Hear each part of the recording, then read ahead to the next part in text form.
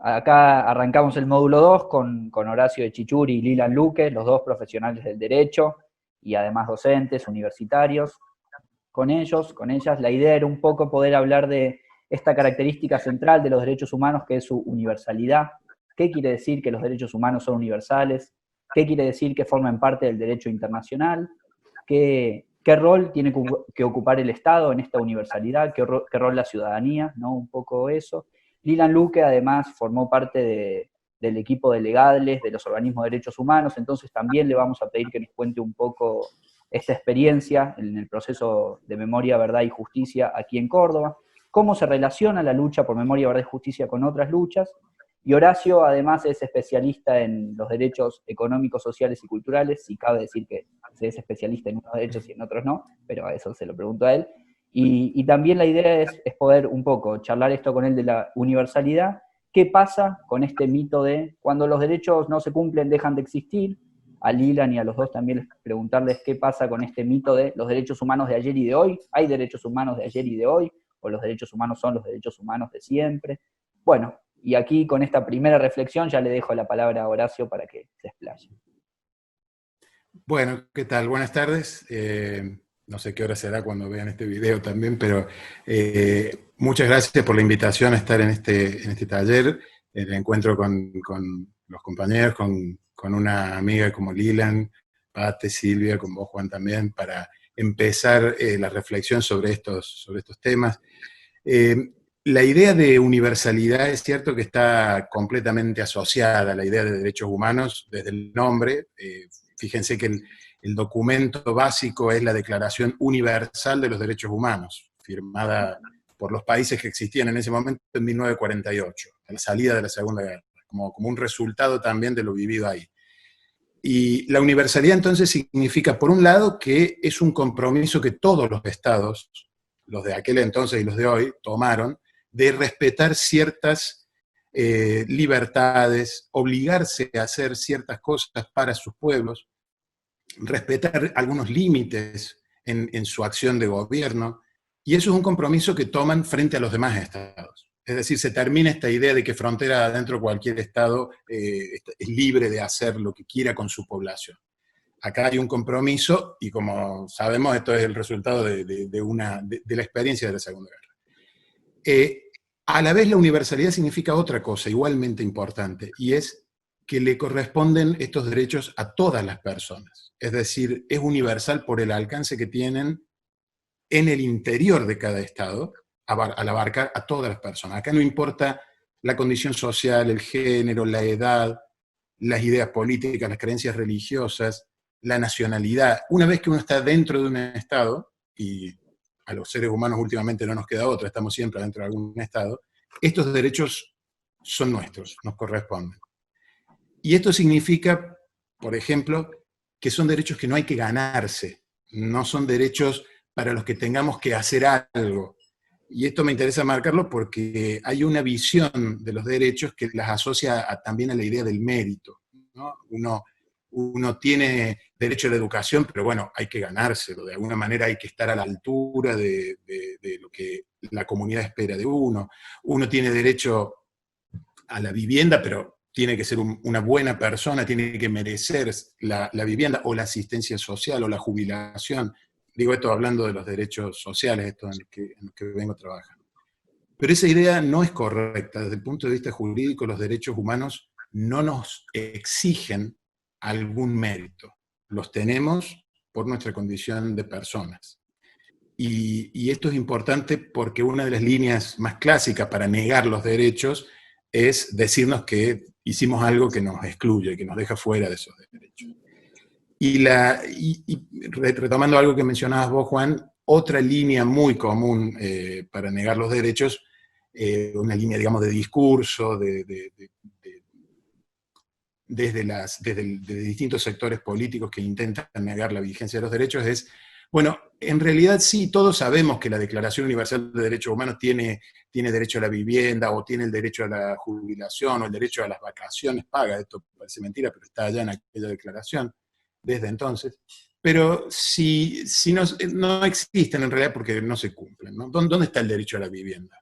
Con la cantidad de personas que viven a la intemperie en nuestro país y en todos los países. Entonces, esto es realmente irónico porque los estados que se comprometieron a respetar eso usan su propio incumplimiento como justificación para seguir incumpliendo. Y entonces acá es donde uno tiene que detenerse y pensar que los derechos no son una descripción de la realidad. O sea, los derechos no dicen lo que pasa, no dicen que todo el mundo tiene una vivienda, porque eso sería obviamente falso. Los derechos nos dicen qué es lo que debe hacer el Estado. Dicho de otra manera, los derechos no son los que cambian la realidad. Los derechos nos dicen qué es lo que hay que hacer frente a una realidad. Es decir, si vemos a una persona a la intemperie, esa es una realidad. Y el derecho a la vivienda nos dice qué tenemos que hacer. Tenemos que garantizar una vivienda. Que el Estado lo haga o no, no implica que el derecho exista o deje de existir. Simplemente sirve para evaluar lo que el gobierno hace, lo que los estados hacen. Es una manera de evaluar, primero de demandar y después de evaluar lo que los gobiernos hacen. Por eso no hay que dejarse llevar por este argumento que el incumplimiento de un derecho alcanza para negarlo, ¿no? Y de esa manera perder de vista algo, y con esto voy concluyendo esta primera aproximación al tema, un elemento que es muy importante para el caso argentino. Los derechos humanos están en estas declaraciones internacionales, la de 1948 y otras que siguieron después. La Convención sobre los Derechos del Niño, la Convención para la Eliminación de toda la forma de discriminación contra la mujer, entre otros documentos que la humanidad a través de su organismo internacional ha ido creando. Pero en el caso argentino esto es más importante porque desde hace más de 25 años, esos documentos, esos tratados, tienen dentro de la Argentina el máximo nivel legal. Tienen la jerarquía, el rango, el nivel de la Constitución. Y esto significa entonces que todos los derechos humanos que están en esos documentos son derechos constitucionales, son derechos que están por encima de cualquier otra norma, de normas nacionales, de normas provinciales, de normas municipales. Entonces no hay que perder de vista la alta jerarquía que tienen estos derechos, porque significa que ninguna acción de gobierno puede ir en contra de ellas. Estos son universalidad, jerarquía máxima, son elementos que nunca debemos perder de vista al discutir a qué obligan los derechos humanos. Ahí me parece que, digamos, siempre Horacio tiene un nivel de claridad que hace que uno se quede sin palabras. Pero a lo mejor con todo lo que hemos estado pasando estos días, yo no puedo salirme del contexto nunca en el cual uno está inmerso, digamos, uno no es una burbuja, pese a la pretensión de algunos. Ay, perdón, no les agradecí, como el agradecimiento es que, ¿ves? Eso tiene Horacio, me engancho, me quedo pensando. Gracias a todos por la invitación. Gracias a la UPC y a cada uno de ustedes que hoy están acá con nosotros. Me quedé pensando en esto, digamos, en este contexto, porque esto que dice Horacio tan impecablemente, tan prolijamente, tan fundadamente y en forma tan clara, para nosotros o para algunos de nosotros es algo consustancial a nuestra praxis. Digamos, nosotros no podemos, digamos, encarar ninguna intervención técnica ni estar en un aula desde otra perspectiva. Y estos días en el encierro, en el aislamiento, en este contexto, decía, qué fuerte, porque pareciera que hay algunas cosas sobre las que ya hemos avanzado y consensuado socialmente. Por ejemplo, el proceso de memoria, verdad y justicia parece que es algo consolidado a nivel social, pero sin embargo hay cosas que, desde mi punto de vista, digamos, y ya saliendo de la cuestión estrictamente jurídica, terminaron en la masacre que nosotros estamos tratando de juzgar después de 40 y pico de años, y que siguen latentes. Por ejemplo, el carácter qué bueno empezar por la universalidad de los derechos humanos y la conceptualización que hizo Horacio. Por ejemplo, las discusiones que ha habido en relación a las personas privadas de la libertad estos días. Digamos, cuando Horacio dice que no es posible, digamos, que nadie es merecedor de los derechos, sino que uno los tiene por el solo carácter de reunir, digamos, por el solo hecho de reunir el carácter de humano, es algo que hay que refrescar constantemente porque parece que nos olvidamos en el tema de los presos siempre. Pero en estos contextos es cuando emerge este discurso de que no somos todos iguales y merecedores de los derechos humanos, sino hay algunos grupos sociales que no lo son. Los presos, yo pensaba, los viejos, que más allá de digamos, que nos hemos rasgado las vestiduras porque hubo un par de contagios en geriátricos, no hay una verdadera preocupación por los derechos de las personas, de los adultos mayores, y más allá del amarillismo de los medios, tampoco hay una preocupación verídica, profunda, por cambiar las estructuras culturales que sostienen la discriminación en contra de las mujeres. Y esto tiene que ver también, me parece, con la pregunta con este disparador que largaba Juan y que muy bien desarrollaba Horacio, digamos. Las normas las tenemos, las normas dicen que somos todos portadores de derechos humanos, las normas dicen que todos tenemos derecho a, pero no están. Entonces me parece que es en estos contextos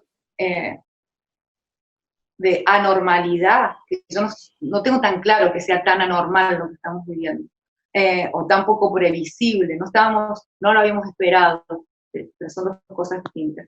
Es más en estos contextos donde tenemos que pensar que este carácter universal de los derechos humanos es el presupuesto para no terminar en otro genocidio. Que no es, digamos, el presupuesto para mí del genocidio es determinar que determinados grupos humanos no son merecedores de derechos, no igual que nosotros. Entonces los pobres, los trabajadores que hacen paro cuando yo no quiero, los presos, les viejes y las mujeres. Digamos, hay una concepción más allá de la normatividad que hace, digamos, porque lo que hace la norma es solamente, y Horacio me corregirá, es después de un proceso de disputa, plasmar una concepción del mundo. Una concepción del mundo que, como bien rescataba él, miércoles, la Declaración Universal fue post-Segunda Guerra, después de un gran horror, y ahora estamos en un contexto en donde hay que volver a revisar, volver a afianzar esa necesidad de concebir los derechos como algo universal, y que al mismo tiempo son absolutamente exigibles. Y ya está en este momento, y estoy pensando en el tema específico de Horacio, en su lucha por la vigencia de los derechos económicos y sociales y la exigibilidad, no podemos sostener hoy que en una escasez de recursos, como la que estamos viviendo, como la que vamos a quedar en el mundo, haya derechos de sectores que hay que privilegiar más que otros. No es posible sostener. Es decir, tenemos que seguir dando el debate ideológico por sostener la universalidad de los derechos humanos, pero también por sostener que son exigibles en igual medida para todos. Estoy pensando, y vuelvo atrás un segundo, perdón, en lo que decía Horacio, en la disputa de Horacio de todos estos años, en el sentido de, yo me acuerdo cuando yo estudiaba derechos económicos y sociales, era, bueno, en la medida que el Estado pueda, y pueda asignar los recursos, no, bueno, pues no, hay derechos humanos que no, porque si no, está pasando lo que pasa hoy, en este contexto, en el medio de esta pandemia, empezamos a priorizar a qué sectores, olvidándonos de otros, y eso puede ser riesgoso, porque abrimos la puerta de que hay sectores que son descartables socialmente. Y eso es complejo, es muy complejo. Digamos, y es algo que como educadores me parece, como militantes partidarios o militantes políticos no podemos permitir, porque la apertura a esa discusión, a que hay algunos que son más prescindibles, pese a las normas, porque las normas, bueno, son declaraciones, como decía Horacio, bueno, no hay recursos, lo que habilitan es la selección de grupos humanos que son descartables socialmente. Y ahí me parece que volvemos a errar.